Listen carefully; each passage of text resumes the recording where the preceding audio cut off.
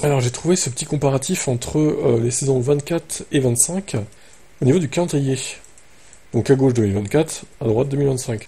Donc on remarque que ça commence 2 semaines plus tard, du coup, l'année prochaine. Australie-Chine, Japon-Bahreïn, Arabie Saoudite. Donc là t'as déjà un triple leader que tu n'avais pas en 2024. Mais pour le coup, en date du 20 à 21 avril, enfin du 20 avril 2025, du coup on aura fait le même nombre de courses que en début d'année 2024. Bon, Miami est tout seul.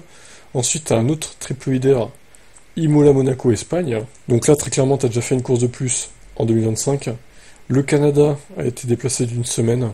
Le Canada qui, pour moi, devrait être mis après Miami. C'est pas logique qu'on retourne en Europe, qu'on revienne au Canada et qu'on retourne en Europe. Derrière, il y a un problème là. Il y a un gros problème.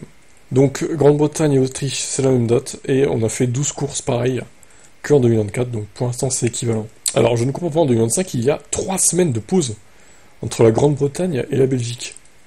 Ok, c'est bizarre.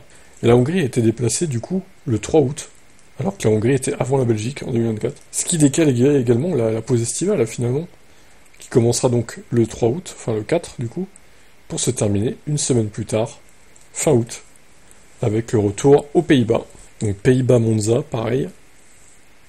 Azerbaïdjan a aussi été décalé d'une semaine. Par contre, il n'y aura pas de double leader avec Singapour. Singapour aura lieu 2 semaines plus tard. Il n'y aura pas de triple leader entre USA, Mexique, Brésil. Ça sera un double leader.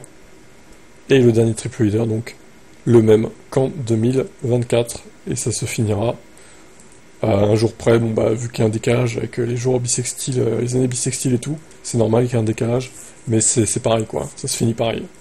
Voilà pour ce calendrier. Donc, en gros, résumons. Je pense que les triple leaders sont plus en début de saison, pour le coup, qu'en fin de saison, en 2025.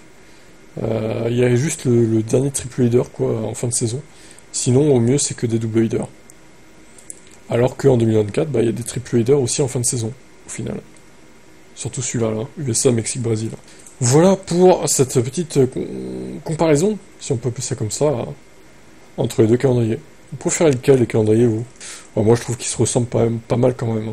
Et pour moi, il faudrait vraiment qu'on déplace le Canada, qu'on y arrive un jour. Tu mets le Canada, je sais pas, le 11 mai ou le 18 et tu décales le reste. Ça serait tellement plus logique, en fait. Allez, ciao.